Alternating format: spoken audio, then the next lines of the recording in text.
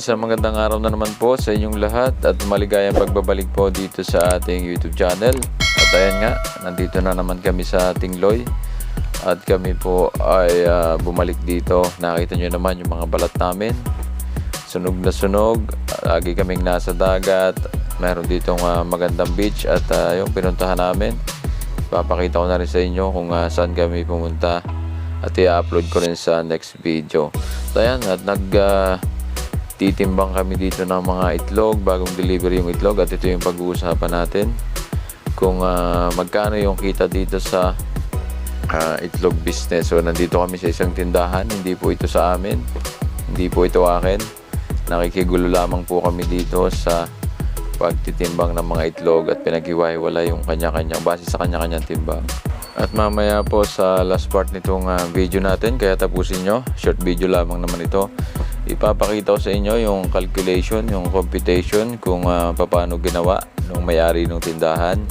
At ayun, ipapakita ko na rin kung magkano yung kinita dito sa 100 trays na itlog. So ito po ay galing pa sa bayan. Ito pong Tingloy, ito po ay isla. Doon sa mga nakapanood na ng mga video natin, ito po ay isang maliit na isla dito sa Batangas. At yung mga produkto na dinadala dito, yan, kagaya ng mga itlog, ito po ay galing pa sa Batangas City, sa bayan. So malaki yung gastos, dadalhin pa dito, sasakay sa Pascrap, then sasakay pa sa tricycle papunta dito sa bahay. Kaya yun ang ipapakita ko sa inyo, kaya tapusin niyo po yung video at huwag niyo po kalimutan na mag-subscribe dun sa mga bago dito. Kung napadaan lamang po kayo, subscribe po kayo dito sa aking YouTube channel para po kayo updated sa aking mga video. Nag-upload po ako ng kung ano-anong mga video, kaya ayun, stay tuned po.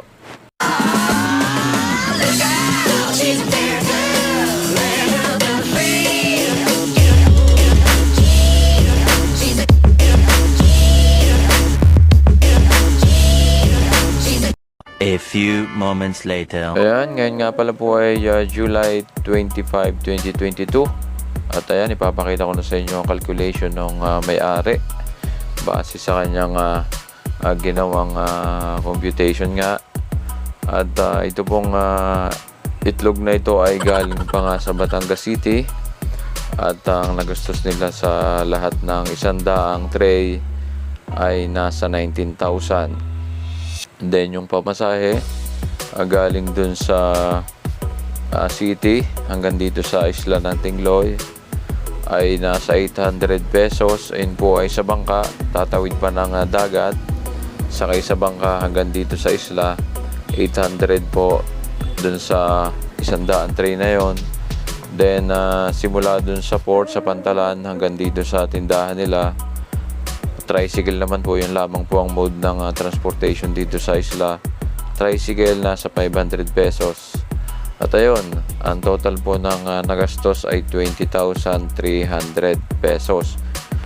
At sa calculation nila, computation nila, ang lahat po, ang tubo po dito, ang tutubuin ay nasa 2,000, halos 2,700 pesos.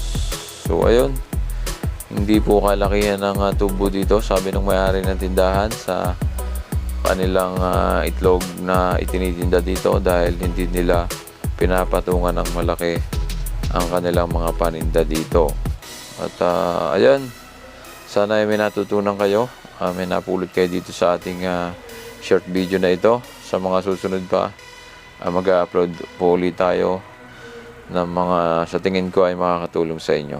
So ayun, maraming salamat po sa inyong lahat sa panonood at God bless po sa inyong lahat.